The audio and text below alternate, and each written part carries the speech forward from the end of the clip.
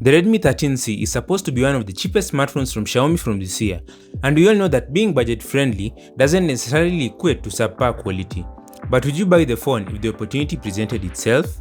Today, we're going to look at the good and the bad of the Redmi 13C, and we'll start with the good. The phone's design is a big jump forward, especially when compared to its predecessor, the Redmi 12C. It has a more sleek and refined build quality, making it stand out in the budget market.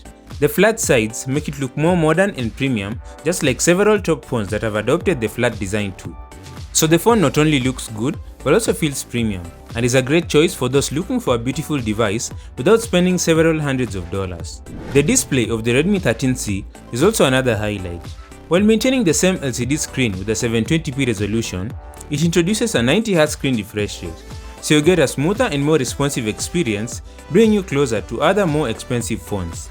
I hope Apple is taking note that even a $100 phone has a 90Hz screen refresh rate, hence no reason for their $800 phone not having one.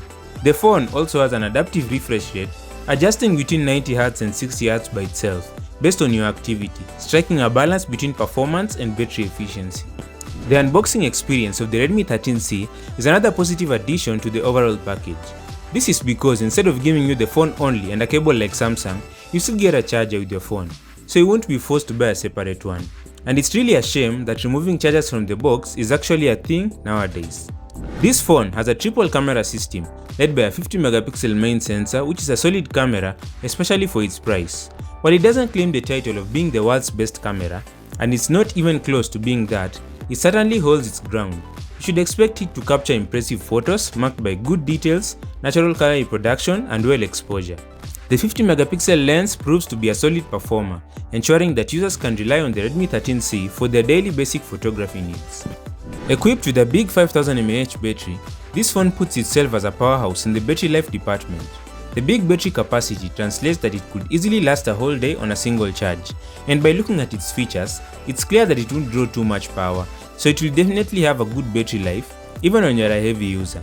And for the light users, it may even last longer than a day. Under the hood, the Redmi 13C is fueled by the MediaTek Helio G85 chipset.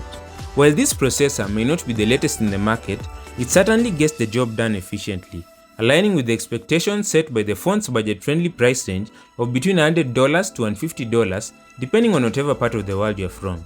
And most people at this budget don't really care about super performing phones, they just want a basic tool for everyday tasks, and this phone does exactly that.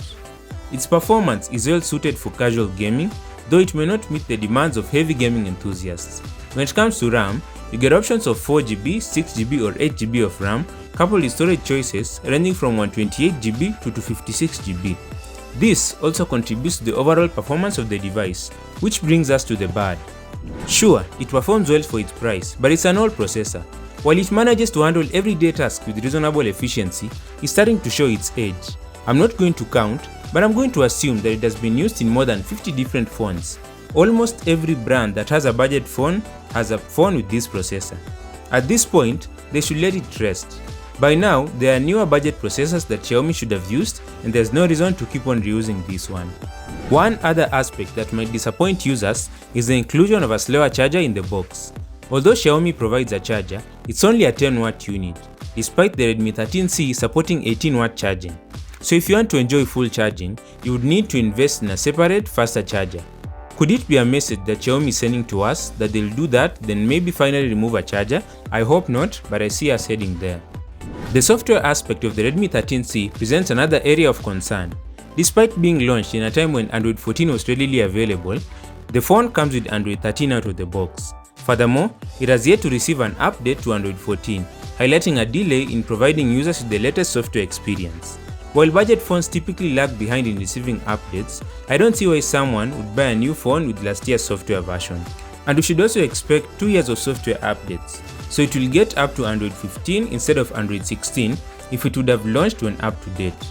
Thanks for watching, I'm Milan and this is Fuzitech. Subscribe.